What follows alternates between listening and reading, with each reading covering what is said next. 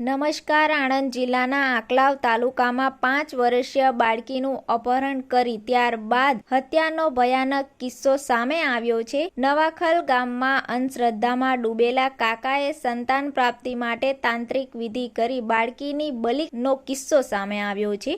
અંધશ્રદ્ધામાં ડૂબેલા માણસો પોતાના સ્વાર્થ માટે શું કરી શકે છે એ તેને પણ ખબર નથી હોતી. જેમાં નવાખલ ગામે 5 વર્ષીય બાળકીનું અપહરણ કરી હત્યા કરી લાશને સિંદરોડ નાની નદીમાં ફેંકી દીધી હતી. આંકલાવ તાલુકાના નવાખલ ગામમાં રહેતા ભરતભાઈ સોલંકીની 5 વર્ષની દીકરી તુલસી ગઈકાલે સાંજના સમયે મંદિરે રમવા ગઈ હતી. ત્યારબાદ ઘરે પરત ન ફરતા પરિવારજન ચિંતામાં મુકાયા હતા. પરિવારજન મંદિરે તપાસ કરતા બાળકી ન મળતા આખરે બાળકીના પરિવારે આંકલાવ પોલીસ સ્ટેશનમાં ફરિયાદ નોંધાવી અને પોલીસે આ અંગે ગુનો નોંધી તપાસ હાથ ધરી હતી. તો બીજી બાજુ બાળકીના પિતાનો મિત્ર જ અજય પઢિયાર ઘરે ન હોવાથી શકના ડાયરામાં આવ્યો હતો. પોલીસે શંકાના આધારે અજય પઢિયારની અટકાયત કરી હતી અને કડક પૂછપરછ કરતા અજય ભાંગી પડીને પોલીસ સામે કબૂલાત કર્યું હતું કે થોડા સમય પહેલા સંતાન પ્રાપ્તિ માટે